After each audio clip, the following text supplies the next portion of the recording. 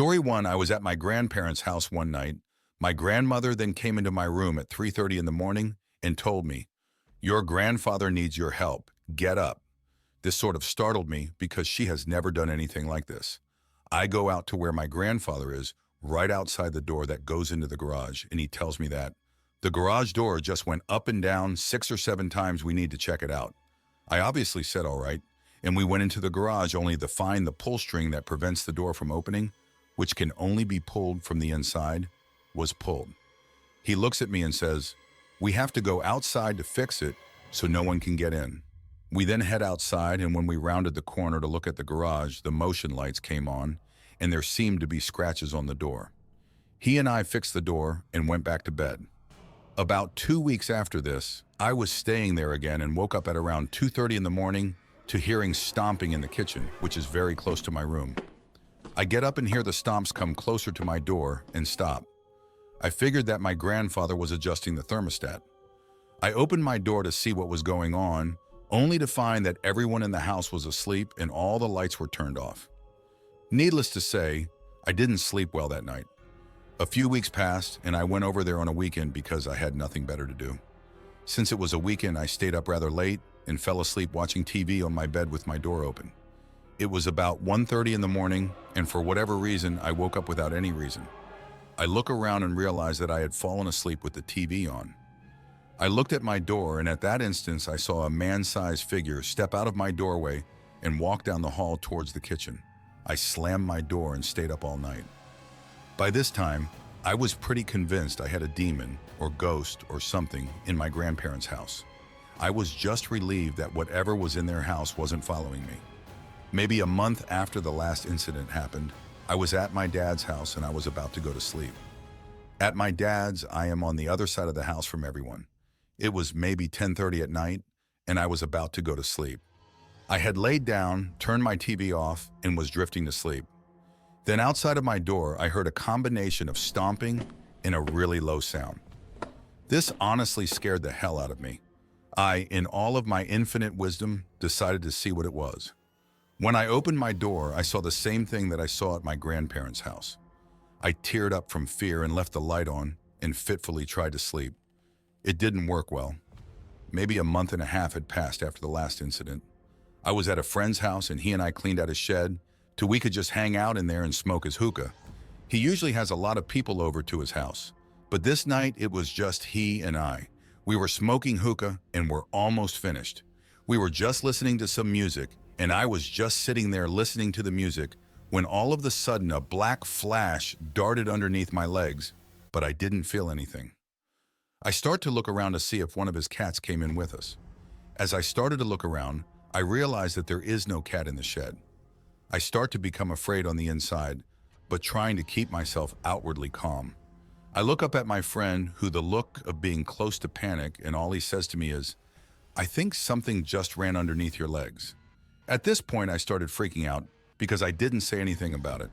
He told me that he saw it as well. We both ran out of the shed and went into his house and just watched TV until we calmed down and went to sleep. This was the last time anything like that has happened. This was maybe 3 weeks ago.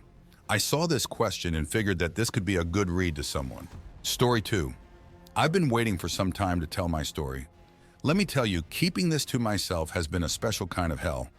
If I ever tell this to an actual person, they would undoubtedly call me crazy or schizophrenic or something. Maybe writing it down somewhere, anywhere, will help to set it straight in my head. Perhaps you guys can help me out with a reasonable explanation I'm just not seeing.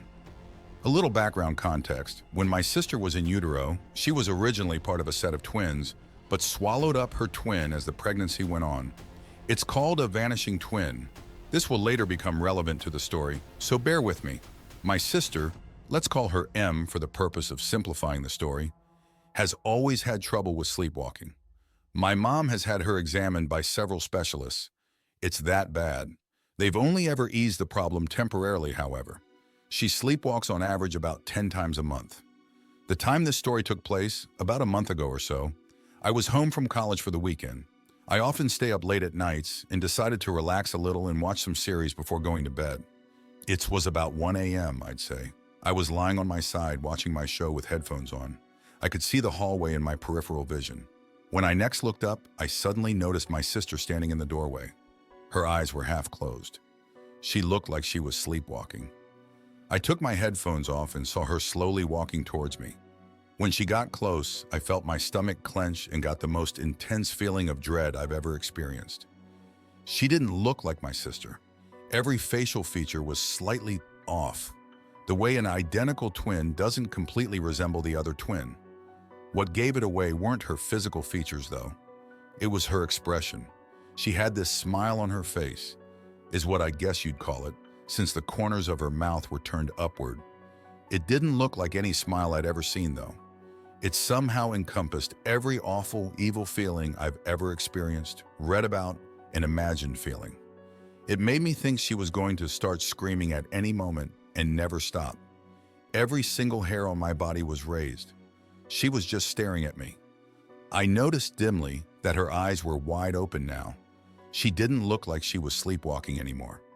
Eventually, I managed to say her name in an attempt to get a response out of her.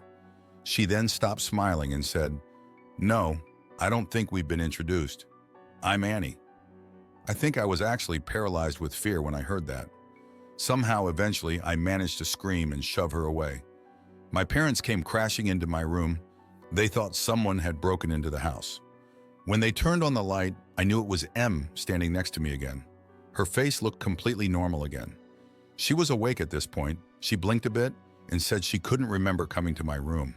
The reason I was so freaked out, a few years ago, my mom told me about the fact that Em absorbed her twin in utero, but she also told me that she had kind of morbidly considered what she would have liked to call her second daughter. She told me she would have called her Annie. You know, as I've typed all this out, this whole experience became a bit more organized in my head. I love exploring events from all points of view, you know? Story 3. The house I grew up in was very strange. My friends did not like to spend the night and said that they had weird dreams there. At night, it often sounded like someone was moving furniture around in the living room. My mom and I would randomly smell cigar smoke when no one in my house smoked. We would catch movement out of the side of our eyes and nothing was there. Our dogs would suddenly leap up and follow something with their eyes, or would start wagging their tails for not apparent reason. I once had a dream about a man wearing a red plaid shirt with black hair and a mustache leaning on the fence in the backyard. It was so striking that it just stuck with me for about a week before I mentioned it to my mom, and she had experienced a dream about the man in the past. We think that might explain the cigar smell. I was once home by myself and washing dishes when I heard the wood floor creaking behind me like someone was walking on it. I spun around. No one was there. I went back to washing dishes and there were a few creaks closer. I turned around and asked whatever it was to stop. It did. The most unexplainable thing happened one night when I woke up to a scratching and rustling noise in my room. I thought that someone had broken into the house and was in my room, so I laid still for about 10 minutes as the noise continued. Then music from the music box on my shelf started playing. I flipped over in bed and no one was there. My bedroom door was closed and my dog was standing at the other side of the room, staring at the bookcase where my music box was. I got out of bed and saw that the drawer had been pulled out, hence the slow scraping noise, and that it had finally been pulled out enough to trigger the music. It was on a flat surface, so it couldn't have slowly slipped, and it was too high for my dog to reach, even if he had the capability of being able to bother it. My mom said that the people my parents bought the house from was a widowed father with a young daughter. His wife had died from cancer in a home hospice in the house. She said that when I was a baby, she would hear me laughing and babbling when I was alone in my crib, and when she would look in the nursery, I would be looking up at something. For some reason, she felt like it was connected to the woman. Story 4, not paranormal, but spooky as all hell. I was in high school and still living in my family home in Queensland, Australia. My parents were going away for the weekend, and we had just been broken into the previous week, so I was still feeling a little rattled and specifically asked my sister to make sure she slept at ours that weekend. Of course, I get a text from her at about 11 p.m. on Saturday night saying she was going to be staying at her friend's, so I put myself to bed feeling a little creeped out and half expecting someone to break through the door at any minute. It takes me ages to get to sleep, but I must have dozed off because the next thing I know, I'm waking up to an intensely loud noise. It takes me a few moments to register that it's music and that it's our stereo blasting at full volume at about 3 a.m. Knowing I'm home by myself, I can't figure out why it's on. I know my sister wouldn't come home and turn the stereo on, so I start to panic thinking someone has broken in and turned the stereo on to freak me out. I desperately grope around my bed in the darkness, trying to find my phone, and then realize that for the first time in my life, I didn't take my mobile into the bedroom with me that night, and I can picture it sitting on the kitchen bench where I left it. I must have had a hit of adrenaline at this point, because for some unknown reason, I decide to just go for it. I throw my door open and scream my sister's name, hoping that either she will answer me or the intruder will think multiple people are home and get the hell out of there. There is no response, but then the music begins to get quieter because the volume is being turned down, although it kind of goes up and down for a bit. I step out into the hallway and then around the corner to the living room. I turn the light on expecting to see someone. There is no one there. I should point out here that our house is 3 split levels, so the rest of the house is in darkness, and there are about 1 million places for someone to hide.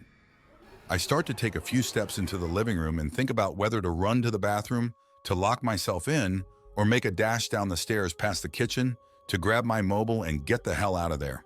I'm about to make a run for it when I hear the stereo volume decreasing down to a very low volume, and I force myself to glance over in the corner at it. I have to look twice at what I see, thinking I was imagining things. A gecko had dropped from the ceiling and landed on the stereo, turning it on with the impact of landing.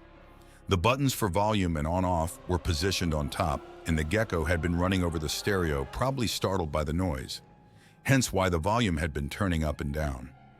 I think it took me about an hour to calm down after that, and I went through every room in the house before I could force myself to sleep at about 5 a.m. To this day, I have never gone to sleep without someone in my house. That bloody gecko robbed me of my sleeping innocence. Story 5. My story doesn't involve anything paranormal, but it was a quality as frightening when it happened to me. I was 10 years old and it was the day before Mother's Day, and my dad had taken my older sister and I to the mall to get her a present. This was like a weeknight though, so the mall was pretty dead, aside from a bunch of mall rats, as what my dad called them. They were just either really old people that sit on the benches and stare at people, or gothic teenagers who have all the piercings and mohawks and stuff. Anyway, the shopping's done and I have to go to the bathroom. My dad and sister wait on a bench and I walk through these double doors that opens up to a long corridor and leads to the bathrooms all the way at the end. I walk down and peek inside the bathroom. There are only 2 stalls, but for some reason the main door is propped open. I go in anyway because I really had to pee. So there I am, sitting on the toilet doing my business when I hear voices coming down the corridor. They sounded like a group of the teenage gothic mall rats. I stand up, flush the toilet, and am about to open the door when I hear one of them come into the bathroom. I freeze because I thought it was weird for a guy coming into a girl's bathroom. There was a moment of complete silence, and then I see a pair of black heavy boots approach my door. Then without hesitation, this guy just starts shaking the door really hard and violently, all while making some sort of weird animal-like noises. I sit back down on the toilet and almost start crying because I have no idea what's going on. The guy looks in the cracks in the door, and I can see that he has one of those huge septum rings, and it freaks me out even more. I hear the other guys that are standing in the corridor outside of the bathroom say, "Just grab her leg from underneath," and so this guy starts sticking his hands underneath trying to grab me, but I pulled my legs up on the toilet and start hitting his hands with my little purse. Then he goes into the next stall and tries the same thing. The entire time he's like grunting and making weird sounds. I was so freaked out. I also couldn't speak for some reason. I was like frozen and my mouth couldn't form any words. Then I hear one of them say something about a cop car parked out front, so they all leave through a side exit. I sat on the toilet paralyzed with fear, and my squeezed eyes shut for a good 5 minutes, trying to convince myself that it all didn't happen. But when I opened my eyes again, I could see the boot prints on the tiles of floor, and it made me more scared. Finally, my sister comes in asking me why I'm taking so long, and I burst out of the stall, crying my head off and booking it down the corridor and back to my dad. Thanks for watching. Don't leave before leaving a like to this video. Also hit the subscribe button to support my work. And as always, Have a horrific nightmare, my dear.